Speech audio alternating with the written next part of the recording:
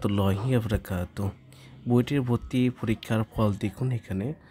বইটির ভর্তি পরীক্ষার ফল প্রকাশিত বাংলাদেশ প্রকৌশলী বিশ্ববিদ্যালয় বুয়েট 2024-25 শিক্ষাবর্ষের স্নাতক শ্রেণীর ভর্তি প্রাক নির্বাচন পরীক্ষার ফল প্রকাশ করা হয়েছে সোমবার 27শে জানুয়ারি।